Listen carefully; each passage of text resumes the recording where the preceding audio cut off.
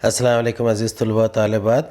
जमात दहम के 10वें सबक डास पीटी का इसके वीडियो में आप तमाम का इस्तकबाल है। उम्मीद है आपको हमारा वीडियो पसंद आता होगा। इसे लाइक कीजिए, शेयर कीजिए, हमारे चैनल को सब्सक्राइब कीजिए। इस वीडियो को आखिर तक देखिए। पाठ क्रमांक 10 डास पीटी का, इसे अनिल अवचट ने लिखा है। 1944 में ये पैदा हुए। पहले हम इस जो पाठ है इसका परिचय देख लेते हैं। ये किसके बारे में है? डास पिटिका म्हणजे पाठाचा परिचय। माणसाच्या डासाविषयीची तक्रारी आणि डासांनी त्यावर सुचवलेले उपाय या विषयावर डास व माणूस यांच्यातील संवादाचा हा विनोदी पाठ आहे। कल्पनारम्य असा हा पाठ खुशखुशीत शब्दात मांडला आहे। यानी ये जो सबक है ये कैसा है? ये इंसान और मच्छर के दरमियान एक संवाद है, मुकालमा है, बातचीत है और एक दूसरे के ख़यालात को कैसे बयान करते हैं, इसे मज़ाही अंदाज में विनोदी शैली बयान किया है। ये अनिल अवचट कौन है? प्रसिद्ध लेखक, समाजसेवक, चित्रकार, पत्रकार। त्यांचे लेखन हे विश्लेषणात्मक आहे। यानी अनिल अवचट एक लेखक है, मुसन्निफ है, समाजसेवक है, चित्रकार यानी मुसव्विर है, पत्रकार यानी सहाफी है। त्यातून मानवी संबंधाचे, समाज व्यवहाराचे, एकूण मानवी वर्तनाचे चिंतन आणि त्याविषयीचे आकलन यांचे मनोज्ञ दर्शन घडते। यानी इनकी जो तहरीरें हैं इसमें इंसान के जो आपसी ताल्लुक़ात है और एक दूसरे से मुलाकात करना, बातचीत करना, अफकार का लेन देन करना, इसका हमें परिचय होता है। त्यांचे पूर्णिया हे पहले पुस्तक बिहाराचे समाज दर्शन घडवते और उनकी जो किताब है उसका नाम है पूर्णिया और ये बिहार की समाज की हालात को बयान करती है। त्यांची वेद, अंधेर नगरी, निपानी, छेद, संभ्रम, मानसे, कोण मारा इत्यादि पुस्तकें प्रकाशित आहेत। उन्होंने किताबें तहरीर की है जिसमें वेद, अंधेर नगरी, निपानी, छेद, संभ्रम, मानसे, कोण मारा ये किताबें उन्होंने लिखी है। चलिए इसे पढ़ते हैं, इसे समझने की कोशिश करते हैं। और त्या माणसाला बाकी काही प्रश्न न होते। उस शख्स के लिए, उस आदमी के लिए कोई सवाल नहीं था। तो सगळीकडे जमवून घेणारा माणूस होता। वो हर तरफ जमा कर लेता था। जमवून घेणारा, सहमत असणे यानी हर किसी से सहमत होने वाला।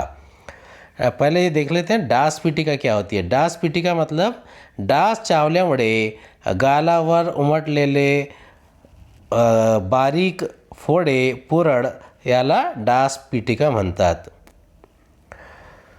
यानी जो अगर किसी मच्छर ने काट लिया और आपका जो निशान पड़ जाता है मच्छर काटने से, उसे डास पिटिका कहते हैं। त्या माणसाला बाकी काही प्रश्न न होते। उस इंसान को कोई सवाल नहीं था। तो सगळीकडे जमवून घेणारा माणूस होता। वो हर किसी से जमवा कर लेता था यानी हर किसी से माणूस हो जाता था, सहमत हो जाता था। फक्त त्याची एकच अपेक्षा से कि रात्रि निवांत झोपत यावे। सिर्फ उसकी एक ही ख्वाहिश होती थी।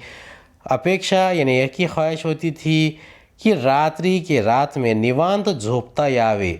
निवांत यानी बहुत ही आराम से, शांति से, अमन से झोपता यावे यानी सोने आना चाहिए, नींद आना चाहिए। पण ते डास तेवढे ही इच्छा पूरी होऊ देत नसत।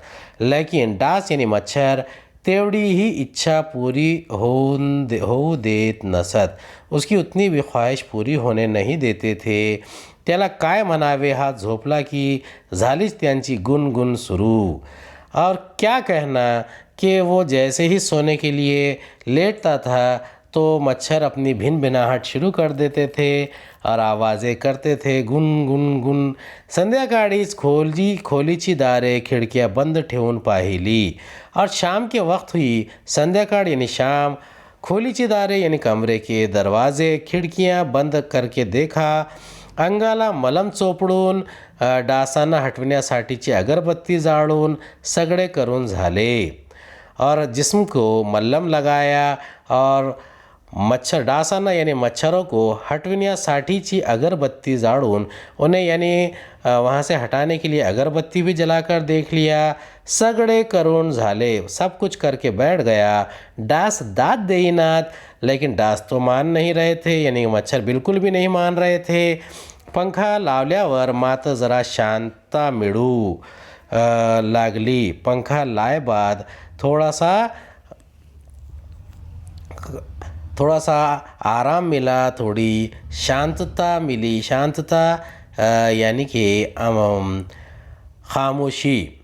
अब ये चोपड़ने, मल्लम चोपड़ने, चोपड़ून लावणे यानी मल्लम को लगाना या फासून लावून ठेवणे। पण त्या ढण ढण पंख्याचा ही त्रास, लेकिन उस पंखे की भी बहुत तकलीफ़ थी। वो आवाज़ कर रहा था, ज़ोर ज़ोर से आवाज़ कर रहा था। अपरात्री जाग यायची। अपरात्री जाग यायची यानी आधी रात को अचानक नींद होशियार हो जाती थी, वो जाग जाता था तो पंखा बंद करून टाकायचा। और क्या करता था, पंखा बंद कर दिया करता था। उकडायला लागले की दारे खिड़कियाँ उघडायची। अब यहाँ पर उकड़ने म्हणजे उष्म होने, गर्म होने, यानी जैसे ही गर्मी बढ़ जाती थी तो वो क्या करता था, दरवाजे और खिड़कियाँ खोल देता था। पंखा शुरू केला और फिर पंखा शुरू कर देता था, पंखा चालू कर देता था। तरी आलेले याचक काय सोडणार होते त्याला। फिर जो याचक यानी मांगने वाले, अब ये मांगनारे, याचक म्हणजे मांगनारे, तो याचक कौन थे, ये मांगने वाले। कौन थे ये मांगने वाले, यानी कि डास यानी कि मच्छर। याचक काय सोडणार होते त्याला, यानी याचक उसे कुछ छोड़ने वाले थे क्या। इकडे डास जमातीत ही त्याची चर्चा व्हायची। अब ये जो मच्छरों की जमात थी, इसमें भी एक मर्तबा मुकालमा होने लगा, यानी इनके दरमियान भी इस किस्म के मुबाहिसे होते थे। चर्चा होना यानी मुबाहिसा होना, चर्चा होना, बातचीत होना। कसला हा चिंगूस मानुस, वो कहते थे कि कितना ये चिंगूस यानी कंजूस, ये कितना कंजूस आदमी है। काही थेंब रक्तासाठी केवढा भाव खातोय, यानी कि भाव खाने, ऐट करने। भाव खाने म्हणजे ऐट करने, यानी एक थेंब यानी खतरा, एक खतरा रक्त यानी कि खून, एक खतरा खून के लिए कितना भाव खाता है। रक्तदानाच्या वेळी अर्धा लिटर रक्त काढतात म्हणे। और जब ये रक्तदान करता है यानी कि ब्लड डोनेशन करता है, खून का अतिया देता है, तो कहते हैं कि आधा लिटर खून निकाल लेते हैं। ते ही 2 दिवसात भरून येते, वो भी 2 दिन में भर जाता है। जैसे कि तैसे, यानी जैसे पहले था उतना ही पूरा हो जाता है। एवढ्या रक्त तयार करणाऱ्या फॅक्टऱ्या हाडांच्या पोकळीत दडवून ठेवल्यात।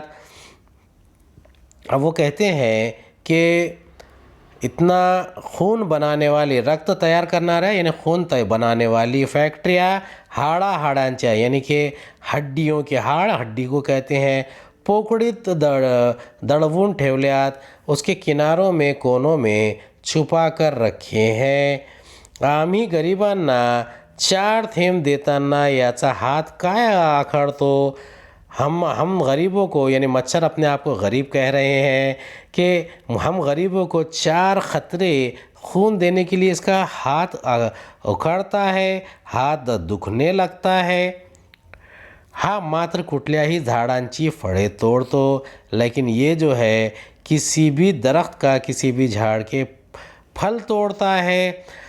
हाथ आखडणे म्हणजे मदत ना करणे। हा मात्र कुठल्याही झाडांची फळे तोड़तो, कुठल्याही नदीचे पानी पीतो, किती प्राणी मारून खातो, हे चालत कसे। यानी अब वो कह रहे हैं कि ये कितने भी झाड़ों के फल खाता है, नदी के पानी पीता है और कितने जानवरों को मारकर उसका गोश्त खाता है। मानुस हे एकत होता तो म्हणाला। अब वो जो इंसान है वो ये सब सुन रहा था। वो कहने लगा, माझी झोप उडवता आणि वर हे माझे संरक्षण करायचा हक्क आहे मला। मी तुम्हाला मारणारा ते माझे जैविक कर्तव्य आहे। अब वो इंसान कहने लगा कि मेरी आप नींद उड़ा देते हो और उसके बाद ये कह रहे हो माझे संरक्षण यानी कि अपनी हिफाजत करने का हक़ है मुझे। मी तुम्हाला मारणारच, मैं तुम्हें मारूंगा ही, ते माझे जैविक कर्तव्य आहे। जैविक जीवासंबंधीचे यानी ज़िंदगी के। वो कहता है कि कर्तव्य यानी जवाबदारी, यानी वो कहता है कि ये मेरी ज़िंदगी का ये बहुत ही अहम जिम्मेदारी है। बोलनेच खुटले, यानी जो बोला था वही बोलनेच खुंटले। बोलणे खुंटणे म्हणजे बोलणे अर्धवट थांबणे। डास म्हणाला, तुझ्यातले रक्त काढणे हेही आमचे जैविक कर्तव्य आहे। यानी जो मच्छर है वो कहने लगा कि तेरे जिस्म से खून चूसना, खून निकालना ये भी हमारी ज़िंदगी की जिम्मेदारी है। दासू आणि दासी हे डासामधले एक सुजान कुटुंब होते। दासू आणि दासी ये डासामधील यानी दासू और दासी नाम दिया गया है और ये मच्छरों के अंदर की एक फैमिली है, ख़ानदान है। ते इतर डासाना मना ले। और उन्होंने दूसरे जो मच्छर थे उनसे कहा, आपला जन्माचा संसार संबंध बोलने तोडून कसे चालेल। और अपने जो ज़िंदगी का संसार है, संसार संबंध यानी कि ज़िंदगी का जो अहम ख़ानदान का मामला है उसमें अगर हमने बोलना नहीं है तो कैसा चलेगा। हमें बोलना चाहिए। अगर हम नहीं बोलेंगे तो हो सकता है कि ये लोग इसे समझ ना पाए। अब ये सुजान कुटुंब यानी सुजान म्हणजे प्रगल्भ विचारी शहाणा, तो ऐसे ये कुटुंब थे। वो कहने लगे, इतरांनी मग बोलणी करायला त्यांची नियुक्ती केली। अब दूसरे जो मच्छर थे उन्होंने बातचीत करने के लिए इनकी नियुक्ति कर दिए, इनको आगे कर दिए। त्यांनी माणसाला विचारले, उन्होंने इंसानों से पूछा, तुझा नेमका काय प्रॉब्लेम आहे, यानी तेरा मसला क्या है, प्रॉब्लम क्या है। रक्ताचे नुकसान फार से मोठे नाही, यानी खून का नुकसान बहुत ज़्यादा नहीं होता, काही मिनिटातच ते भरून येते आणि तू खाकरतोस, शिंकतोस, त्यातून जातात की कितीतरी प्रोटीन्स। अब वो कहने लगे कि जो तुम खांसते हो, खाकरतोस यानी कि खांसते हो, घशातून आवाज काढतोस, खाकरतोस, शिंकतोस यानी शिंका येणे, नाकातून यानी छींकना, त्यातून जातात कितीतरी प्रोटीन्स। तो कहते हैं कि इसमें कितने ज़्यादा प्रोटीन्स जाते हैं। मग रक्ताचे काय एवढे घेऊन बसला आहेस, तो खून का इतना लेकर क्यों बैठा है। कारण रोग प्रसार, वो कहने लगे क्योंकि इसकी वजह से रोग प्रसार होता है। रोग प्रसार रोगांचा फैलाव। माणसाने ज़रा हटके मुद्दा काढला। उस शख्स ने थोड़ा सा हटके मुद्दा निकाला। वो कहने लगा, दासी म्हणाली, बर का भाऊजी, आमच्या पोटात शिरणारे जंतू तुमच्या शरीरात शिरतात, त्याला आम्ही काय करायचे। यानी वो कहने लगे कि हमारे पेट में, पोटात यानी पेट में शिरनारे, घुसने वाले जो कीटाणु है वो क्या कर रहे हैं, जंतु है वो आपके शरीर में जा रहे हैं, उसके लिए हम क्या कर सकते हैं। अभी एक हटके मुद्दा है। हटके मुद्दा म्हणजे वेगळा मुद्दा। पण सर्वच डासामुळे रोगप्रसार होत नाही। काही जमाती आहेत आमच्या तशा, लेकिन सब मच्छरों से ऐसा बीमारियां नहीं फैलती हैं। लेकिन हमारी कुछ ऐसी जमातें हैं, झोपेत तुमच्या अंगात आम्ही सुई खुपसतो, ते फार दुखते का। आप जब सोते रहते हैं तो आपको हम सुई लगाते हैं, यानी कि हमारी जो डंक है वो डंक से आपको मारते हैं तो आपको बहुत ज़्यादा दर्द होता है। ती काळजी आम्ही घेतो. हम उसकी फिक्र करेंगे. काळजी यानी फिक्र करना. आणखी घेत राहू और आगे भी करेंगे. आमच्या मुलांना विशेष ट्रेनिंग देऊ झाले. अब वो कहने लगे कि हम हमारे बच्चों को उसके लिए ख़ास ट्रेनिंग देंगे.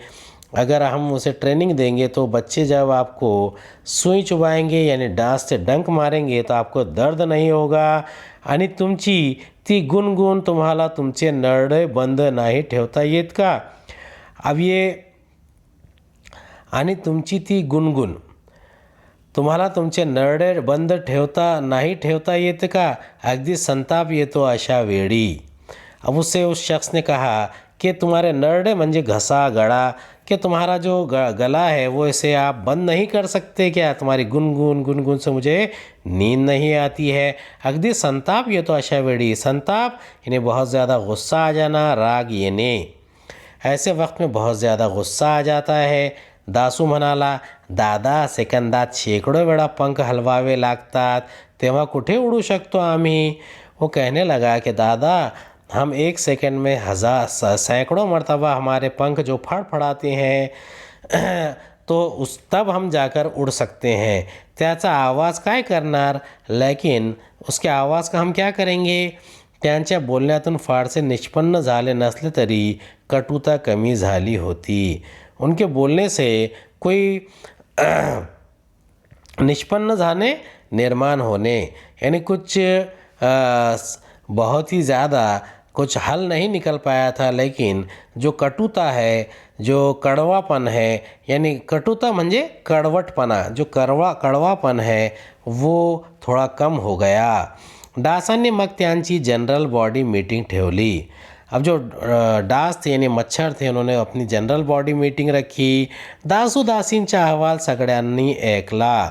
यानी दासू और दासी जिन्होंने नियुक्त किया गया था उन्होंने जो अहवाल भेजा था, अहवाल म्हणजे कार्यांचा तपशील मसूदा, तो जो उन्होंने अपनी रिपोर्ट थी वो रिपोर्ट सबके सामने रखी. अहवाल ये रिपोर्ट भी कह सकते हैं.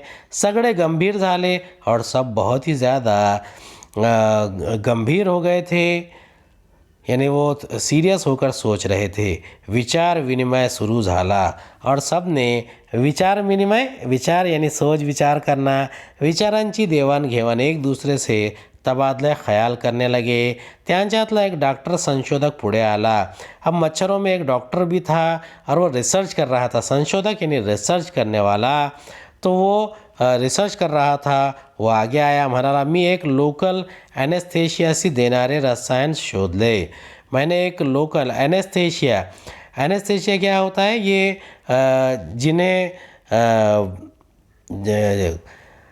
जिन्हें बेहोश करना होता है तो उनके लिए एनेस्थेसिया देते हैं. और उस किस्म का रसायन यानी केमिकल एक कीमियाई महलूल होता है, उसे रसायन कहते हैं. रसायन यानी कीमियाई महलूल या केमिकल भी कह सकते हैं.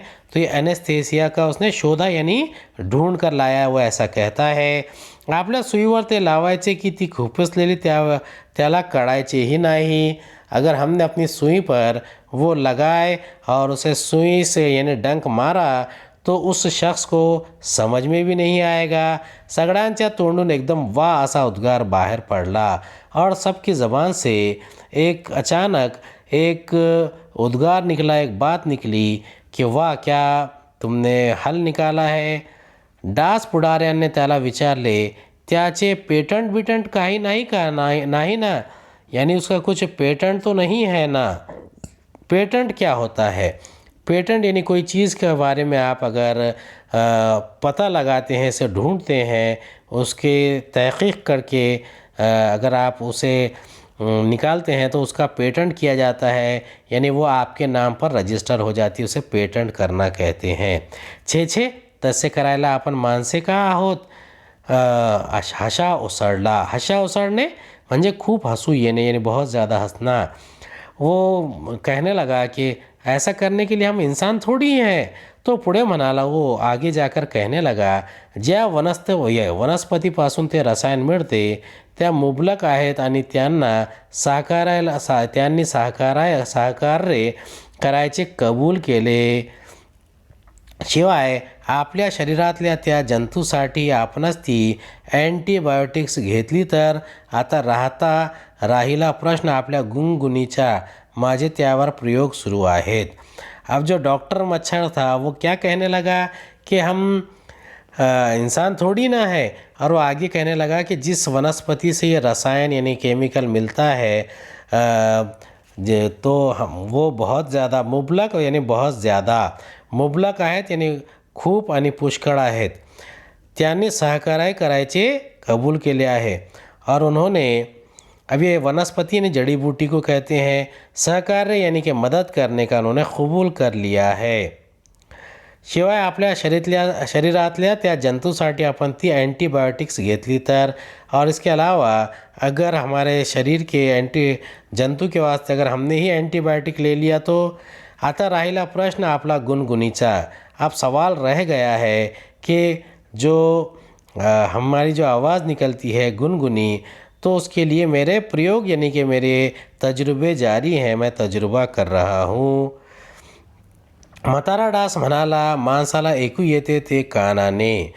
जो बूढ़ा मच्छर था वो कहने लगा कि इंसान को जो सुने आता है वो कान से सुना आता है, तो कान टाळला की झाले।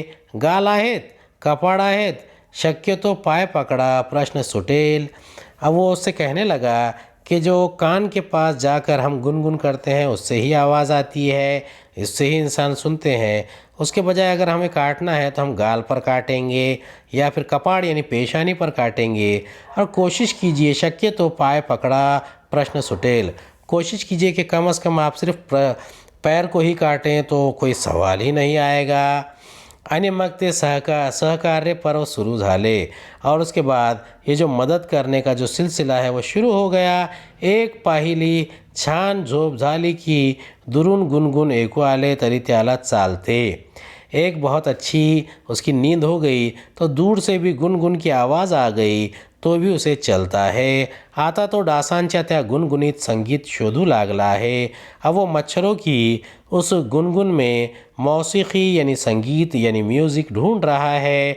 एकदा सकाळी त्याचा तरुण पुतण्या म्हणाला।